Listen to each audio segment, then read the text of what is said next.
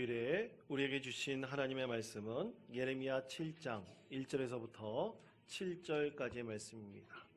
예레미야 7장 1절에서부터 7절까지의 말씀, 구약성경 1061면입니다. 예레미야 7장 1절에서부터 7절까지의 말씀, 구약성경 1061면의 말씀, 이 말씀을 제가 봉독하겠습니다. 여호와께로부터 예레미야에게 말씀이 임하니라. 이르시되 너는 여호와의 집 문에 서서 이 말을 선포하여 이르기를, 여호와께 예배하러 이 문으로 들어가는 유다 사람들아, 여호와의 말씀을 들으라.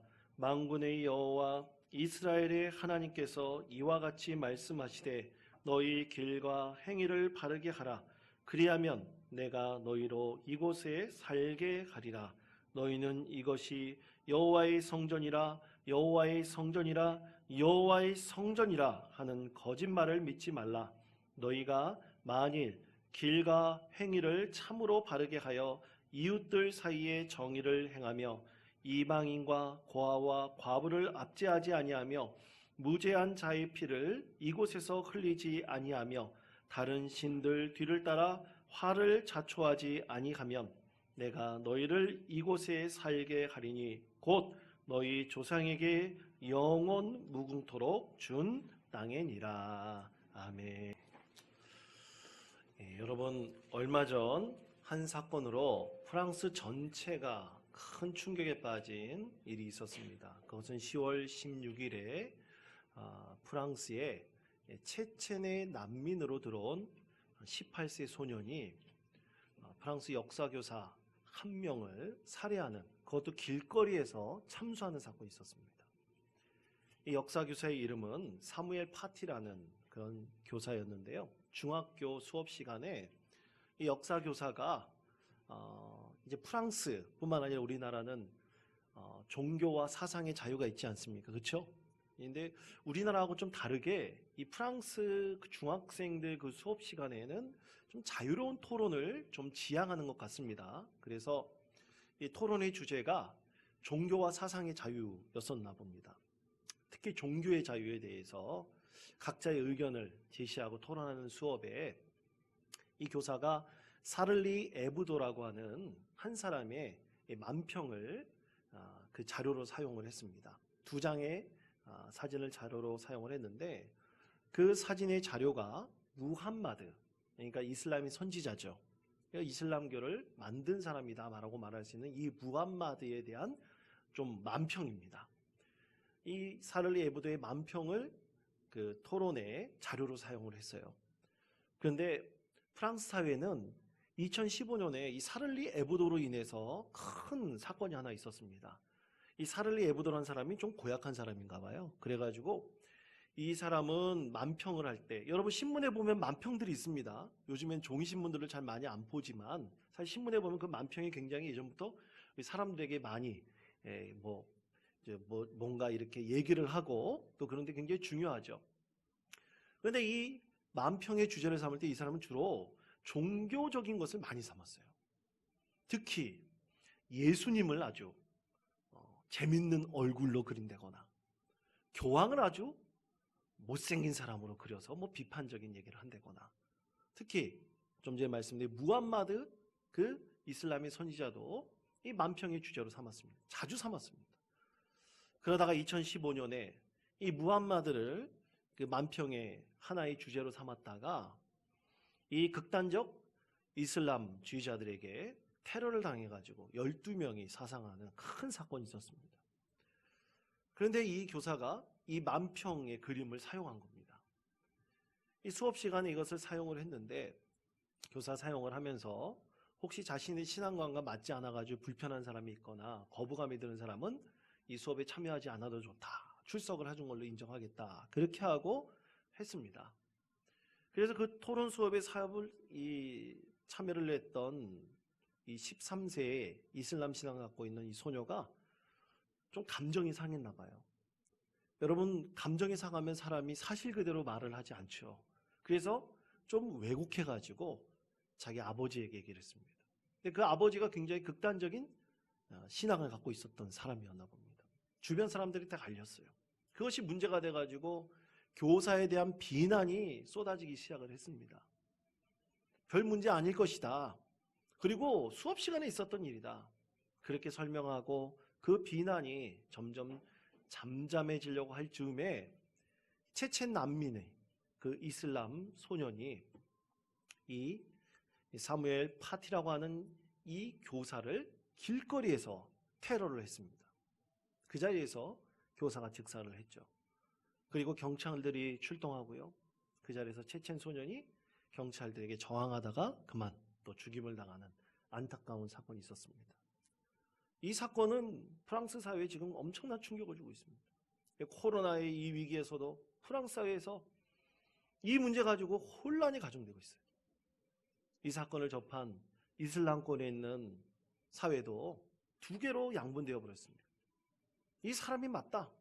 그런 무함마드에 대해서 만평을 한 것을, 그걸 주제로 삼는 것은 있을 수가 없다. 지지하는 사람도 있지만 반대로 더 많은 사람들이 이것은 이슬람의 참된 신앙이 아니다. 우리의 근본은 이것과 다르다. 그러면서 논란이 가중되고 있다고 합니다. 여러분, 과연 참된 신앙이란 것이 과연 무엇일까요? 그렇다면 이슬람권에만 이런 일이 일어나고 있는가? 문제는 그렇지 않다는 것입니다. 우리 기독교 신앙을 갖고 있는 그런 신앙 안에서도 이런 일들이 종종 일어나고 있습니다. 대표적인 사건이 2011년 노르웨이의 한 섬에서 거기서 야영을 하고 있는 학생들, 그리고 그의 가족들, 또 거기에 이민자들이 많이 섞여 있었는데 그곳에서 91명이나 되는 사람들이 끔찍하게 총탄 테러를 당한 사건이 있었습니다. 그 사건에 일으켰던 안데르스 베닝 브레이비라고 하는 사람은 기독교의 극단주의적이고 근본적인 신앙을 가진 사람이라고 언론에서 발표가 되었습니다. 이유는 하나입니다. 다른 종교를 가지고 있다. 다른 피부색을 갖고 있다. 기독교 신앙을 갖고 있는 나라에서 도저히 그들은 용납할 수 없다라는 이유에서였습니다. 여러분, 이 두 가지 사건에 매치되는 것은요, 하나입니다. 신앙의 근본이 과연 무엇인가에 대한 거예요. 과연 신앙의 근본이 무엇인가? 여러분, 우리의 신앙의 근본은 과연 무엇일까요? 오늘은 마틴 루터가 비텐베르크 성당의 교황에 대한 95개의 질문, 또 반박문이라 그럽니다. 신학적으로는 질문이라고 하는 것이 더 맞다고 얘기를 하는데, 여하튼 95개의 질문, 그 반박문을 성당문에 걸면서부터 촉발되는 것이 바로 종교개혁의 시작이었습니다. 불길같이 일어나서 종교개혁이 일어나 이제 교회를 새롭게 하려는 그런 운동이 일어나게 되었죠. 그때 세 가지 중요한 그들의 구호가 있었습니다. 오직 성경, 그리고 오직 믿음, 그리고 오직 은혜였습니다. 제이슨 앨런이 쓴 종교개혁의 5가지 원리라는 책에서 보면 이것에 2가지를 더 추가하고 있습니다. 그 중에 하나는 오직 예수 그리스도입니다. 그 다음에 또 하나는 오직 하나님께 영광이었습니다. 이렇게 3가지든 5가지든 간에 그들이 주장했던 것은 하나였습니다. 오직이었어요. only라고 하는 단어였습니다. 핵심이 그것입니다. 라틴어는 솔라라는 단어입니다. 과연 오직 우리가 신앙의 근본이 무엇인가? 그것에 대한 질문을 통해서 불길같이 일어났던 것이 바로 종교개혁이었습니다. 사랑하는 원통장로교회 성도 여러분, 오늘 우리가 이 말씀을 통해서 이 종교개혁주의를 맞이하여 우리의 과연 신앙의 근본이 무엇인가? 오늘 이 말씀 통해 다시 한번 깊이 숙고하시며 하나님의 은혜를 함께 나누시는 우리 모든 성도님 되시기를 축원드립니다. 여러분, 오늘 말씀 예레미야 7장의 말씀, 이것은 한 가지 아주 중요한 배경을 담고 있는데요. 자, 우리에게 주신 하나님 말씀 예레미야 7장 4절의 말씀을 다 같이 한 목소리로 봉독하겠습니다. 너희는 이것이 여호와의 성전이라 여호와의 성전이라 여호와의 성전이라 하는 거짓말을 믿지 말라. 아멘. 자, 여러분 대체 이게 무슨 말일까요? 예레미야 선지자가 예루살렘 성전을 향해 들어오는 백성들에게, 유다 백성들을 향해서 말하고 있습니다. 여러분, 이것은 성전이 아닙니다. 이것은 성전이 아닙니다. 이것은 성전이 아닙니다. 이것을 성전이라고 말하는 사람들의 거짓말을 믿지 마십시오. 이렇게 외치고 있었던 것입니다. 황당하지 않습니까? 오늘날로 이해해 본다면 이런 거예요. 우리 원통장로교회로 예배로 나오는 성도들을 향해서 어떤 사람이 나타나가지고, 여러분, 저건 교회가 아닙니다. 교회가 아닙니다. 교회가 아닙니다. 교회라고 말하는 거짓말을 믿지 마십시오. 이렇게 말하는 것과 똑같은 얘기입니다. 예루살렘 성전으로 나오는 백성들과 그리고 모든 귀족들을 향해서 말하는 것이, 예레미야는 적의 성전이 아닙니다. 3번이나 강조해서 외치고 또 외쳤던 것이죠. 하나님께서 하신 말씀이니까 선지자는 목숨을 걸고 백성들을 향해 외쳤던 것입니다. 이것으로 통해 나중에 예레미야 선지자는 엄청난 고초를 겪게 되었습니다. 그런데 여러분, 왜 이것이 거짓말이라고 말했을까요? 성전이 보이지 않습니까? 화려하게 지어진 다윗이 지은 그 성전 앞에 어떻게 예레미야가 그렇게 성전을 보면서 저건 성전이 아니다라고 말할 수 있겠습니까? 말도 안 되는 얘기죠, 어떻게 보면. 근데 여러분, 그때 당시는 바벨론 느부갓네살 왕이 이스라엘을 침공하여서 그 나라가 풍전등화의 위기에 있었던 때였습니다. 그때 참 많은 선지자들이 일어나서 외쳤습니다. 여러분, 이 성전 안에 있는 것은 걱정하지 마십시오. 이 성전 안에 하나님께서 계십니다. 성전 안에 하나님께서 계시니까 우리가 성전 안에만 있으면 절대로 걱정할 필요가 없습니다. 저 이방 민족들은 하나님께서 성전 안에 있는 우리들을 보호해 주시고 곧 있으면 저 이방 민족들을 물리쳐 주시기 때문입니다. 성전 안에 하나님께서 계시기 때문에 절대로 걱정하지 마십시오. 거짓 선지자들이 그렇게 외쳤던 것이죠. 성전 안에 있기 때문에 이 성전을 하나님께서 보호해 주실 것이니까 절대로 무너지지 않을 것이다. 그러니 걱정하지 마시라. 그렇게 거짓 선지자들이 백성들을 향해 외쳤던 것입니다. 백성들이 그 말을 듣고 안심했죠. 하나님께서 우리를 보호해 주실 것이다. 이 성전이 무너지지 않고 회파되지 않을 것이니까 걱정할 필요 없다. 그렇게 외쳤고요. 그렇게 말씀을 들은 백성들이 예레미야 선지자를 옥에 가두고 예레미야를 핍박하였던 것입니다. 그런데 여러분, 이 거짓 선지자의 얘기를 들었던 유다 백성들 어떻게 되었을까요? 철석같이 믿었던 이 말은 진짜 거짓이 되었습니다. 기원전 586년 바벨론 느부갓네살 왕의 침공으로 그들이 보는 눈 앞에서 예루살렘 성전이 완전히 무너져 버렸습니다. 회파되어 버렸습니다. 불태워져 버렸습니다. 성전 안에 있는 기구들은 다 옮겨지게 되었고요. 그리고 백성들이 포로로 끌려갔습니다. 그런데 그러면 이 성전 안에 하나님께서 안 계신 것일까요? 성전 안에 하나님께서 안 계셔서 이스라엘 백성들이 보는 눈앞에서 성전이 완전히 무너져 버린 것일까요? 여러분, 이것의 가장 중요한 핵심은요, 바로 예배입니다. 참된 예배가 무엇인가? 그것에 대한 하나님의 말씀입니다. 오직 참된 예배란 무엇인가?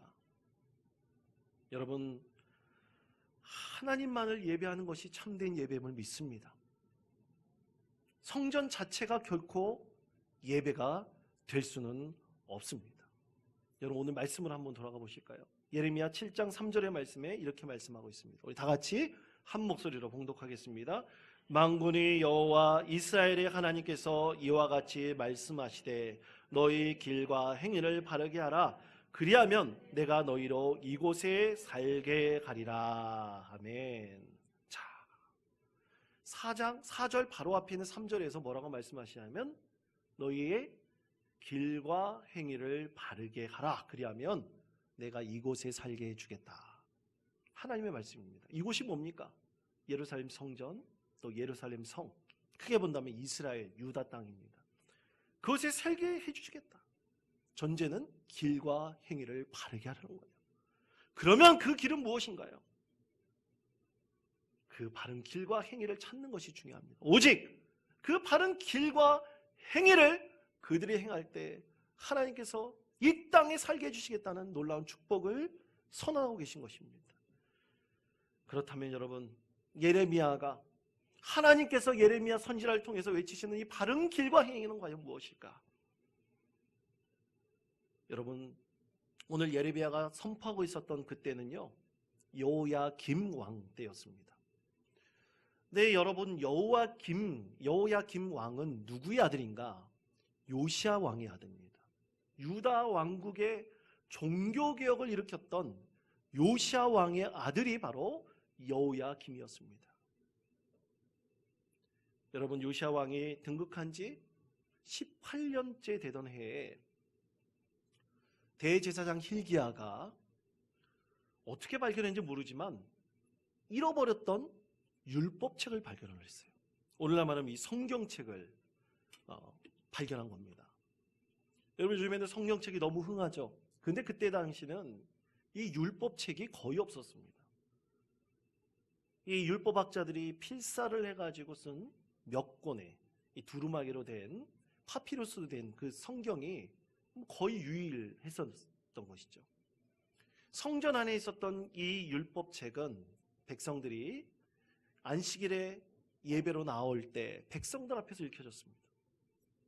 대제사장이 그 말씀을 읽고 백성들이 그 말씀을 듣고 마음속으로 그 하나님의 은혜에 감격하여서 아멘, 아멘하고 화답하였던 그 말씀이 바로 이 율법책이었던 거예요. 그렇게 백성들이 매주 안식일마다 나와서 예배할 때마다 하나님 말씀을 읽고 그 말씀의 은혜를 깨닫고 아멘 아멘 하고 그렇게 하나님을 예배하였던 그 율법책이 말입니다. 잊어버렸던 거예요. 여러분, 말이 안 되지 않습니까? 매일같이 매주 안식일에 나와서 예배하는 그 백성들 앞에서 읽혀지던 성경책이 잊어버렸어요. 아니, 어떻게 이게 뭐 1년에 한 번 읽는 것도 아니고 매주 읽는 그 안식일에 그 율법책이 어떻게 잊어버릴 수 있을까요? 이유는 단 하나입니다.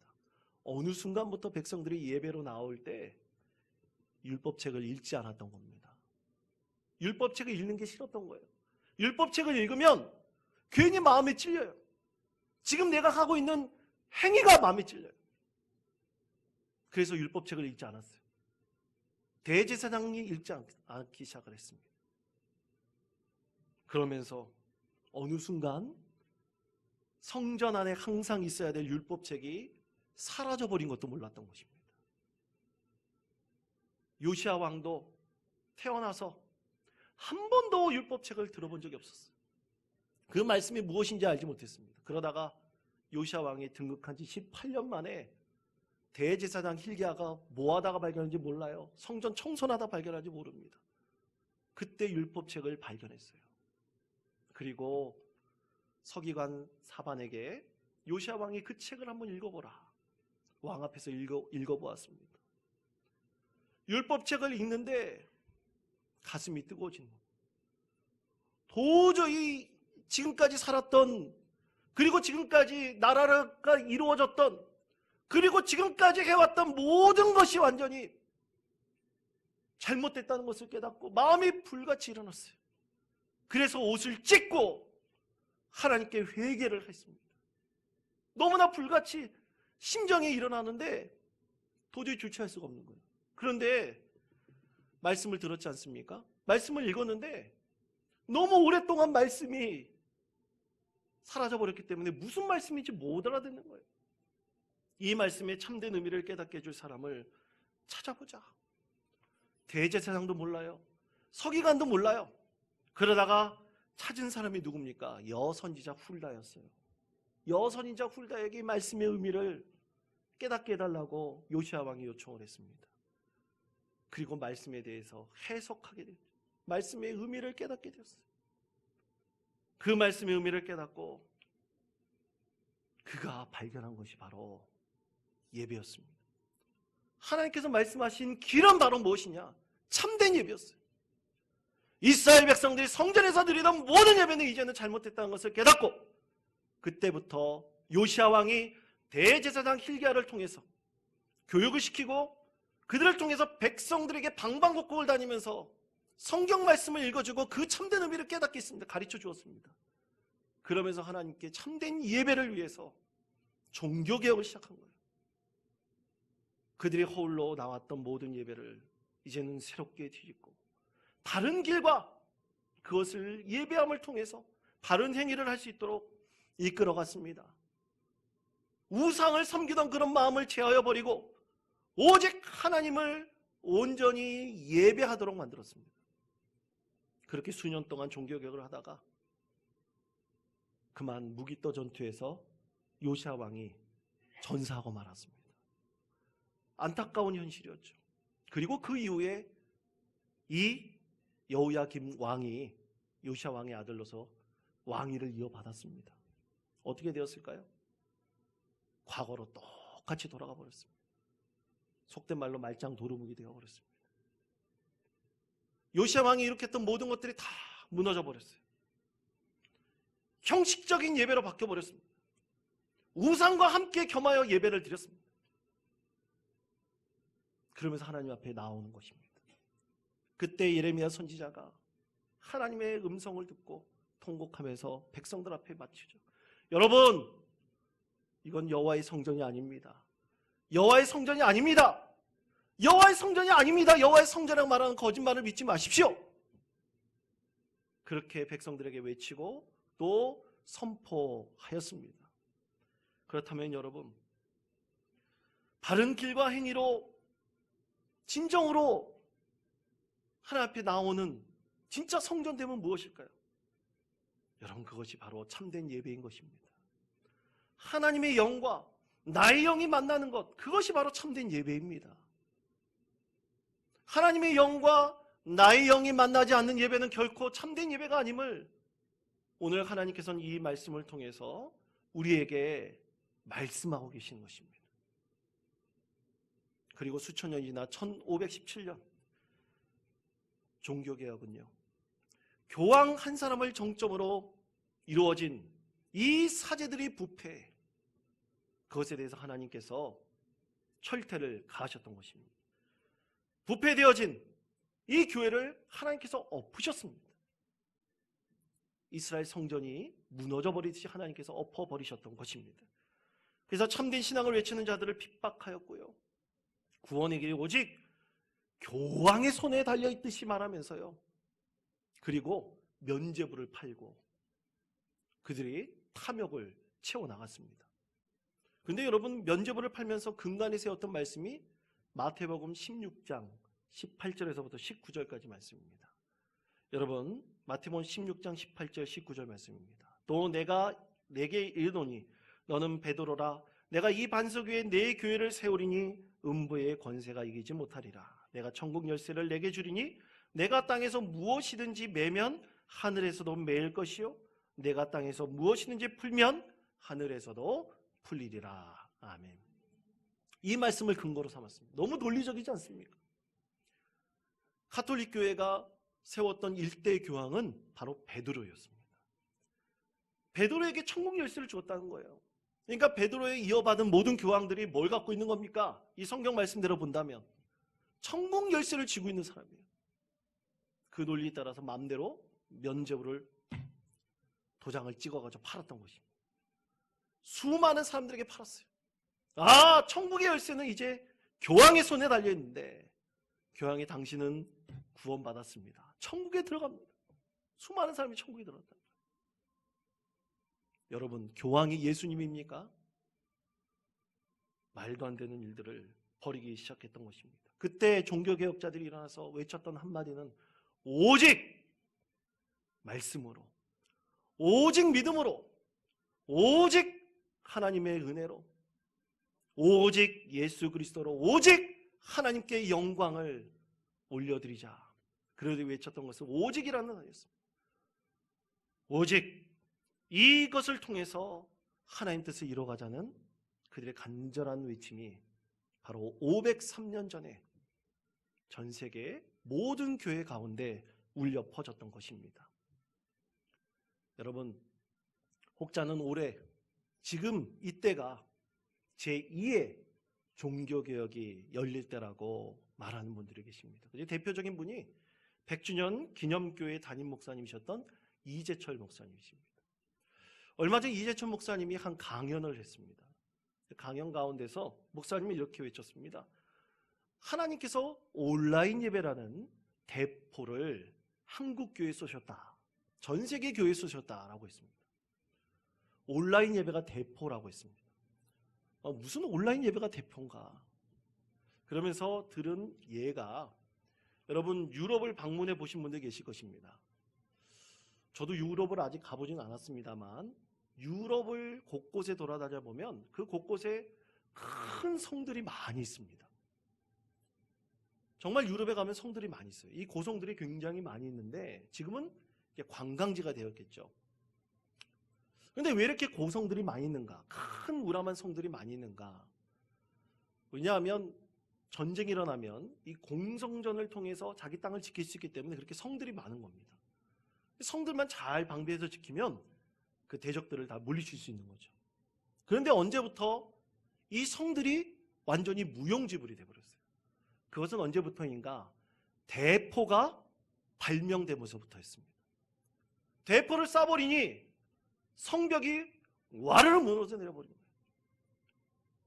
대포로 끝나버리는 저 성벽이 무슨 필요가 있습니까? 그때부터는 성이 무용지물이 되어버렸어요. 아무런 사람들에게 보호와 방어를 할 수 없는 그런 장소가 되어버렸던 것입니다. 그렇게 하나님께서는 코로나19 이 시대에 온라인 예배라는 대포를 한국 교회 그리고 전 세계 교회에 쏘셨다라는 것입니다. 왜냐하면 우리가 모이기 위해 예배드리는 이 예배당이 사실은 코로나19가 도래했을 때 별 소용이 없게 되었기 때문이었습니다. 여러분, 우리나라에서 가장 비싸게 많은 돈을 들여서 지은 교회가 어느 교회인지 아십니까? 강남 서초동에 있는 사랑의 교회입니다. 자그만치 3천억 원이나 되는 돈을 들였습니다. 그리고 그 앞에 세워진 교회 바로 정문 쪽에 세워진 탑은요, 시계탑인데 20억이 넘는 탑입니다. 저는 사랑의 교회 몇 번 방문할 기회가 있었지만 안 들어갔습니다. 들어가기 싫었기 때문이었습니다. 여러분, 로마 바티칸에 가면 성 베드로 대성당이 있습니다. 아마 로마에 가면 꼭 필수 코스가, 관광 코스가 성 베드로 성당입니다. 그 성당에서 당연히 성당이라는 이름이니까 미사가 드려지고 있겠죠. 그런데 수많은 세계 사람들, 저뿐만 아니라 여러분들은 마찬가지입니다. 그곳을 하나님을 예배하는 장소라고 생각하는 사람 별로 없습니다. 르네상스 시대에 화려했던 그 문화를 알리는 그 문화 유산으로만 생각하지 그곳이 하나님을 예배하는 곳이라고 생각하는 사람들은 별로 없습니다. 사랑하는 성도 여러분, 절대로 예배당이나 성전, 성당, 그것이 교회가 될 수가 없습니다. 교회는 바로 우리입니다. 또 우리는 하나님을 예배할 때만이, 참되게 예배할 때만이 우리는 진실로 교회가 될 수가 있습니다. 교회는 뭡니까? 하나님의 영과 나의 영이, 우리 공동체들이 모여서 만나는 그 자리가 바로 교회가 되는 것입니다. 영으로 예배하는 자리가 교회가 되는 것입니다. 참된 영으로 새로워지는 그 자리가 바로 교회가 될 수 있습니다. 여러분, 오늘날 종교개혁은 바로 참된 예배의 회복입니다. 우리가 영으로 하나님을 만나기를 간절히 소망해야 됩니다. 우리의 영이 있는지 없는지도 모르고 하나님께서 영으로 임재하시는지 알지도 못하면서 하나님을 예배한다. 영과 영으로 만나는 예배가 참된 예배가 아니다. 결코 영으로 만나지 않는다면 참된 예배가 될 수가 없습니다. 하나님의 영과 만나는 이 자리가 참된 예배여야 됩니다. 결코 그렇지 않는다면 우리 신앙은 결코 성숙해질 수가 없습니다. 얼마 전 제가 이 아버지 학교 강사 아카데미에 참여를 했는데요. 2일간 참여를 했습니다. 그런데 보통 매년 이 강사 아카데미는 1박 2일 동안 어떤 일정한 장소에 가서 이 진행이 되는데, 이번엔 코로나 때문에 이 줌이라는 프로그램을 이용해 가지고 온라인상으로 참여를 하게 되었습니다. 이 줌이란 프로그램이 우리 학생들이 수업 들을 때 사용하는 프로그램입니다. 근데 처음에 저는 사용할지 몰라가지고 좀 두려운 마음이 있었어요. 그런데 제 아이들이 하는 걸 보고 그래서 한번 참여해보자, 용기를 내가지고 한번 참여해봤습니다. 과연 이 줌으로 제대로 될까? 이 강의야 뭐 일방적으로 듣는 것이나 되는데 내가 피드백을 하거나 얘기를 할 때 이것이 잘 전달될까? 다른 사람들에게 다 전달될까? 굉장히 의문이 들었어요. 그런데 1박 2일 동안 오전 시간을 이용해서 그 참여를 했는데요. 제가 그 강의를 다 듣고 15분 정도 제 강의를 마련해 가지고 발표하는 시간이 있었어요. 15분 동안 발표를 했는데요. 참 발표가 잘 되더라고요. 그런데 다른 사람들의 피드백이 저에게 제대로 전달이 되었습니다. 그리고 아버지 학교는 꼭 의식을 합니다. 의식을 행하는 그 자리를 온라인상으로 했는데요. 그 전달이 되더라고요. 그래서 제가 그걸 세상이 참 많이 변해, 그 새로운 차원이 열리고 있구나, 그런 생각을 하게 되었습니다.